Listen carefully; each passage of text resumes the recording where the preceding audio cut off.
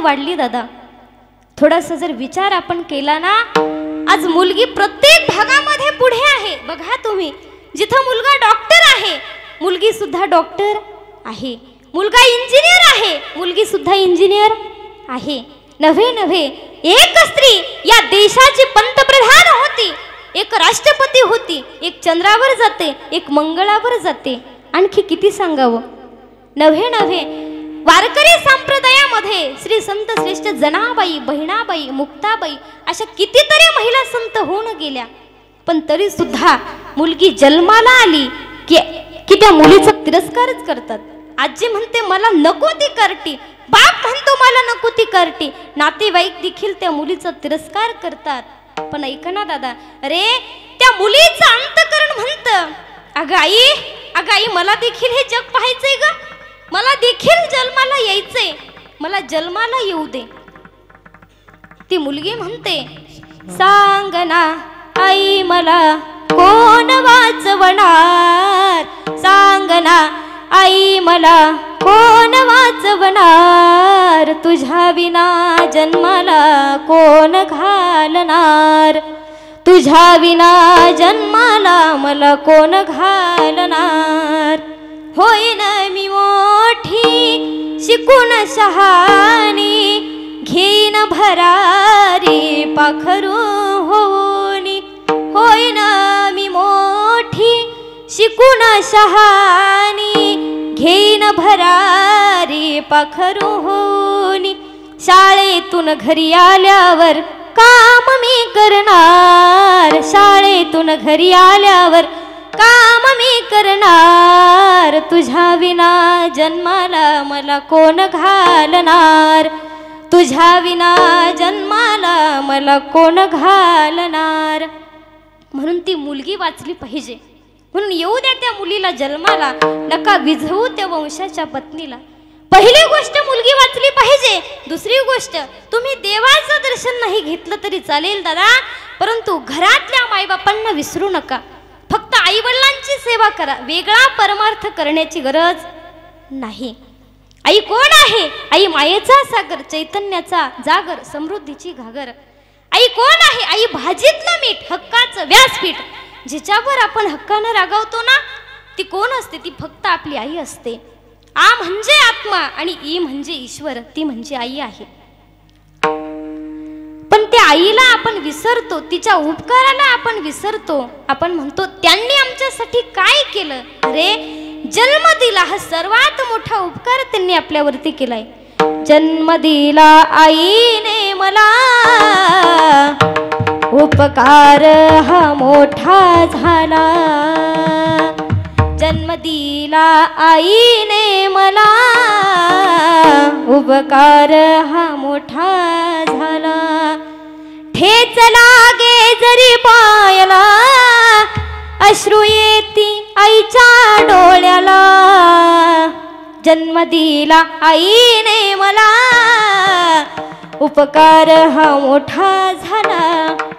पण त्या उपकाराला आपण विसरतोय. पण त्या उपकाराची जाणीव आपल्याला असली पाहिजे. एके ठिकाणी वर्णन आलं, तू विसरू नको लडी बाळा, तू विसरू नको लडी बाळा. मायेचा लळा जिव्हाळा, मायेचा लळा जिव्हाळा. उपकार दुधाचे बाळा, उपकार दुधाचे बाळा, उपकार दुधाचे बाळा, उपकार दुधाचे बाळा. तू विसरू नको त्या आईच्या दुधाला. परंतु आपण विसरतो महाराज. म्हणून आईची सेवा केली पाहिजे. जेवढं प्राधान्य आईला आहे तेवढंच प्राधान्य बापाला सुद्धा दिलं पाहिजे. आई घराचा कळस आहे, बाप घराचा पाया आहे.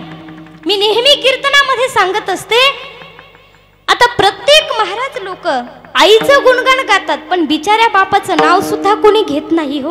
बाप कसा आहे? पडद्याच्या मागे जगणारा तो शेतकरी बाप, त्याला आम्ही कधी समजूनच घेतलं नाही. म्हणून तो बाप आम्हाला कधी कळला नाही. तो बाप आपलं पूर्ण तारुण्य, आपलं पूर्ण आयुष्य लेकरासाठी झिजवतो, पण तरी सुद्धा आपल्याला आई जवळची वाटते आणि बाप मात्र पोरका वाटतो. रे दादा, फणसाच्या काट्याला घाबरून फणसाजवळ आपण गेलोच नाही, तर त्या फणसातला मऊ मुलायम गरा आपल्याला चाखायला मिळणार नाही. मग त्या बापाच्या क्रोधाचे काटे आम्हाला दिसतात, पण त्याच्या अंतकरणातला मऊ मुलायम गरा आम्ही बघितलाच नाही, म्हणून तो बाप आम्हाला कधी कळला नाही. खऱ्या अर्थानं माता यशोदा, माता देवकी सर्वांच्या ज्ञात आहेत, परंतु यमुनेला आलेल्या महापुरातून डोक्यावर टोपली घेऊन जाणारा बाप वसुदेव तो मात्र आपल्याला माहीत नाही. प्रभू रामचंद्र जाताना पाहिल्याच्या नंतर ढाय मोकळून रडणारी कौशल्या तुमच्या आमच्या लक्षात आहे, पण पुत्र पुत्र राम राम म्हणून तरफडून मरणारा बाप दशरथ तो मात्र आपल्या लक्षामध्ये नाही. रुक्मिणी माता सर्वांना माहीत आहेत, पण आपल्या लेकराच्या मुंजीला परवानगी मिळावी याकरता देहांत प्रायश्चित्त स्वीकारणारे विठ्ठलपंत ते तर आम्हाला माहीतच नाहीत. का? कारण त्या बापाला आम्ही समजून घेतलं नाही. हो, आजही तुमच्या शाळेचा पहिला दिवस आठवून पहा. तुम्ही शाळेत जाणार म्हणून बापानं नवीन स्कूल बॅग आणली, नवीन वॉटर बॅग आणली, आईनं तुमच्या पायात नवीन पैंजण घातले, तेव्हा त्या 6 वर्षाच्या लेकीला जाणीव झाली, अरे आपला बाप आपल्याला कुठेतरी नेणार आहे. ती मोठमोठ्याने रडू लागली. मग बापानं मुलीच्या हाताला धरलं आणि बाप मुलीला घेऊन शाळेत आला. मुलगी रडते, बाबा मला शिकायची नाही शाळा, मला तुमच्या बरोबर यायचंय. मुलगी ऐकत नाही, रडते. तेव्हा बापानं कुठलाही विचार न करता बापानं ताडदिशी मुलीच्या कानाखाली लावून दिली. मग तो बाप जगानं पाहिला, अरे स्वतःच्या लेकराला मारतो, कसा आहे, निष्ठुर आहे. पण शाळेच्या बाहेर आल्याच्या नंतर माझं लेकरू शिकलं पाहिजे, माझ्या पोरीला साहेब नवरा करायचंय असा म्हणणारा बाप जगानं पाहिला नाही, म्हणून तो बाप आपल्याला कळला नाही. बाप कसा आहे? माझ्या डोळ्यातली आसवा कुणी मायेनं पुसताना उरी हुंद कदटतो या गोष्ट बापाची सांगताना.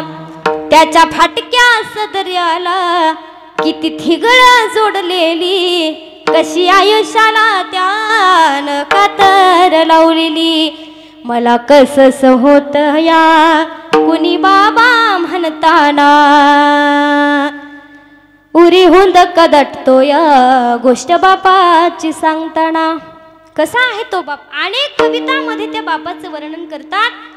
बाप कसा आहे? बाप स्वाभिमानी बाळा, बाप कणखरा कळा, त्याच्या काळजात सुद्धा लाजाळूची संवेदना, त्याची पहाडाची छाती, त्याचे हृदय गुलाब, त्याच्या घामाच्या थेंबाला हिऱ्या मोत्याचा रुबाब.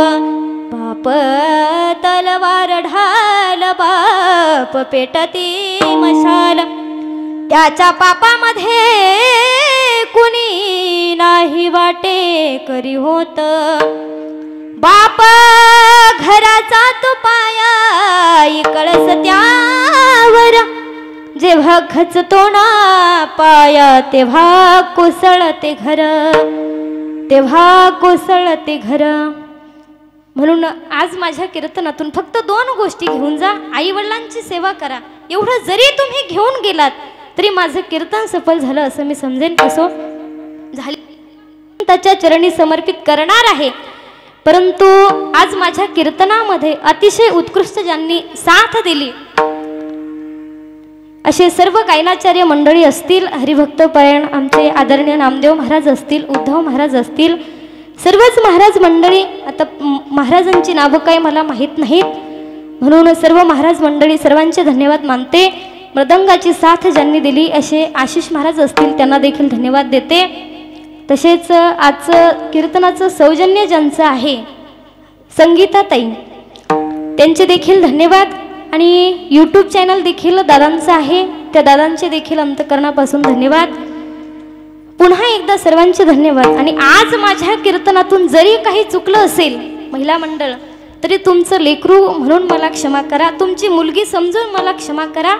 ज्यांना 1 मुलगी असेल त्यांनी 2री समजून माफ करा, ज्यांना 2 असतील त्यांनी 3री समजून माफ करा, ज्यांना 3 आहेत त्यांनी 4थी समजून माफ करा, आणि ज्यांना मुलगीच नाही त्यांनी मला दत्तक घेतलं तरी चालेल, काही हरकत नाही. फक्त जे चुकलंय ते तुमची लेकरू म्हणून मला माफ करा. असो झालेली सेवा भगवंताच्या चरणी, आईवडिलांच्या चरणी, गुरुवांच्या चरणी सेवा समर्पित करते आणि सेवेला याच ठिकाणी पूर्ण विराम देते. ज्ञानेश्वर माऊली